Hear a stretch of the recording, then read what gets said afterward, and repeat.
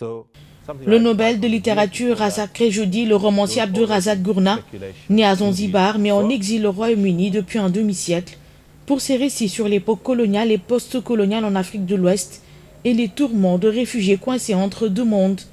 Connu notamment pour ses romans Paradise et By the Sea, l'écrivain a été récompensé pour son récit empathique et sans compromis des effets du colonialisme et du destin des réfugiés pris entre les cultures et les continents. Ce, selon l'Académie suédoise qui décerne le prix.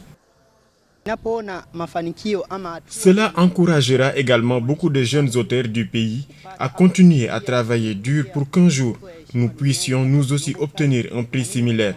Je suis vraiment fier de lui. Aujourd'hui, je suis si heureux et fier de voir mon compatriote tanzanien remporter un prix aussi important dans le monde. Cela montre vraiment à quel point il représente notre pays à travers sa littérature dans le monde entier. Il a prouvé au monde que la Tanzanie a aussi un talent en matière de littérature. Âgé de 72 ans, il est le premier auteur africain à recevoir la plus prestigieuse des récompenses littéraires depuis 2003.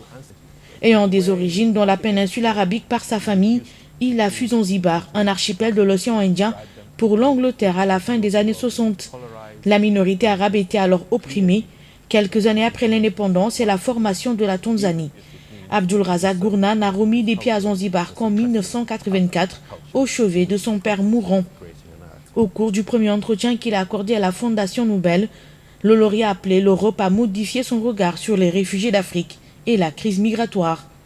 Le gouvernement tanzanien a salué la consécration d'Abdulrazak Gurnah, estimant qu'il s'agissait d'une victoire pour la Tanzanie et le continent africain. La saison Nobel se poursuit ce vendredi à Oslo avec le très attendu prix de la paix pour s'achever lundi avec l'économie.